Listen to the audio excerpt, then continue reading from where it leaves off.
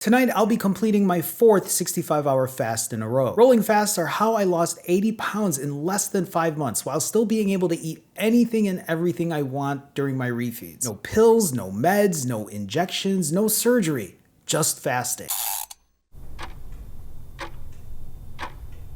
I'm currently 63 hours and 6 minutes fasted, and I'm going to be breaking later tonight at the 65-hour mark. And mind you, this 65-hour fast I'm working on, I was actually invited to go to a bar yesterday, and I went. But while everybody else was drinking beer and liquor and eating pizza later, I just stuck with the Diet Coke. There was no way I was going to ruin my April challenge, but at the same time, I wanted to be with friends, and I wanted to show people that you can still go out and be with people despite fasting. On April 1st, I weighed in at 163.4 pounds, and this morning I clocked in at 149.4 pounds, a 14-pound drop in 12 days. So let's run the data here for the month of April. On April 1st, the first day I started this challenge, I was 163.4 pounds. April 3rd, 155.2 pounds. April 6th, 153.2 pounds. April 9th, 151.6 pounds. And then today, April 12th, as I catch my breath, 149.4 pounds, which puts me down 14 pounds even. 14 pounds in 12 days. You can also see the correlation when it comes to the refeed weight. So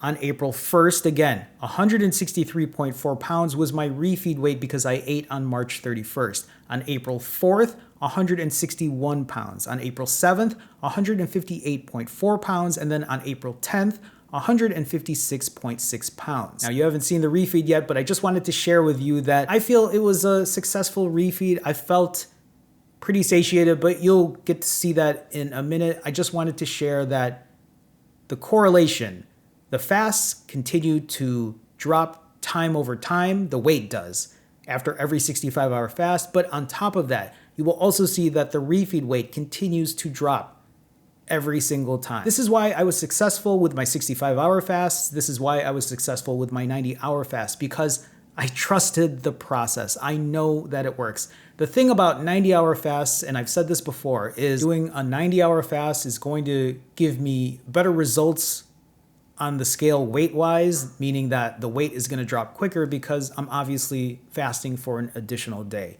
The 65-hour fasts, the ones that I'm doing right now, for me to get the weight to really move itself down, on top of the cardio, on top of the strength training, the only way that I feel it's going to continue to move down in this direction is by really working on my diet lever. But whether it's a 65 or whether it's a 90-hour fast, the reason that I am so successful, the reason that I'm able to push another day is because I know, at least for me, looking at the scale, seeing the number go down, knowing that the number will go down, knowing that if I just fast another day and repeat the process, I will continuously lose weight until I get to my goal, which is exactly what I did when I did my 90-hour fasts. Now here's what I refed with on my last 65+ hour fast. Avocados seasoned with salt and pepper, a heap full of veggies cooked in oil, spinach, crispy Brussels sprouts, zucchini, and this white rice bowl filled with mushrooms, tomatoes, and salmon. Added some eggs for good measure, pretty filling to say the least, 2,416 calories, 125.2 grams of protein, and 29.1 grams of dietary fiber. This plate of apples and oranges, low calorie, high volume, 213 calories, 3.4 grams of protein, and 10.6 grams of dietary fiber. 2 chocolate peanut butter protein bars, 580 calories, 40 grams of protein, and 4 grams of dietary fiber. And for 2 refeeds in a row now, I've skipped pumpkin pie and instead made this bowl of Greek yogurt with protein powder, granola,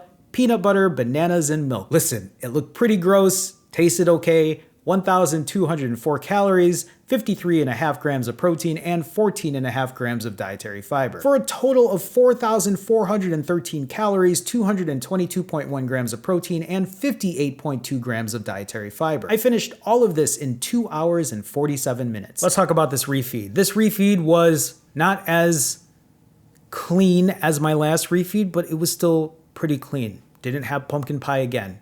That's a big win in my book. Instead, I had more calories, right? If you watch my last video, I ate under 3,000 calories. This past refeed, I ate under 4,500 calories. And I think the big difference here was dessert. So 2 days ago, or 3 days ago or 60 some hours ago when I refed, I was trying to look for that Jello cheesecake mix because I felt that was a really good substitute for pumpkin pie. It was also very less caloric. The problem was I couldn't find it this time around. And instead, I was like, okay, you're not gonna get pumpkin pie. Forget about finding a different dessert. Just work with what you have. So I was like, okay, take the Greek yogurt, mix the peanut butter, mix granola, mix bananas, mix protein powder and milk. I don't know if I said protein powder twice. And that ended up being 1,200 calories versus when I did just Greek yogurt and that Jello cheesecake mix, I think that was less than 400 calories. So triple the calorie amount. At the same time though, even eating that additional 1,500 calories, the fact that I ate 3,000 that last time and 4,500 this time, I still continued to lose weight. And actually eating at that higher level made me feel a little more satiated, and it made it easier for me to do this 65-hour fast. Now, it doesn't mean that every refeed is gonna be 3,000 calories or 4,500 calories. This past refeed and the one before that are probably two of the cleanest refeeds I've had in my 520 some day journey. I think it's really good though to continue working on my diet lever, because if I can even eat at 4,500 calories, even if I could just mimic exactly what I ate this past refeed and keep it at 4,500 calories, I think I could probably just maintain my weight. Once I get to like my ultimate goal weight, I could probably just eat every other day instead of doing 65 or 90-hour fasts. It also doesn't mean that I'm never going to do a 65 or a 90 again, because I have always applied them to my arsenal, my tool belt. I think 65s and 90s will make more sense when I really want to either detox or if I have a long weekend and I eat back-to-back days. I think for many of us, and this is why I say this all the time, I think it's really important that we continue working on all of our levers. We continue working on all of the things that we can do. Long fasts, including short fasts, right? Eating super healthy, then eating on some days when it's not.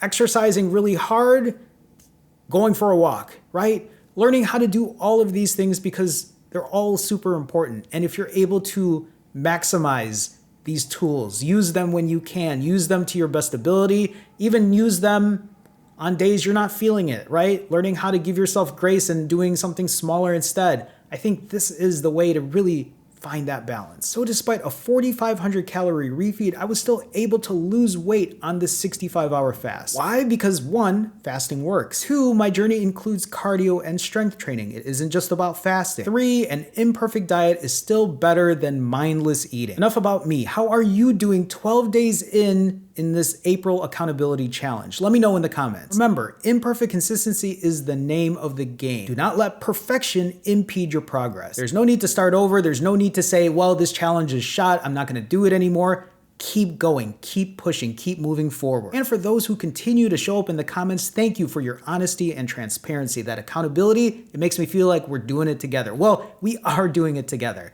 I'll see you in the next one.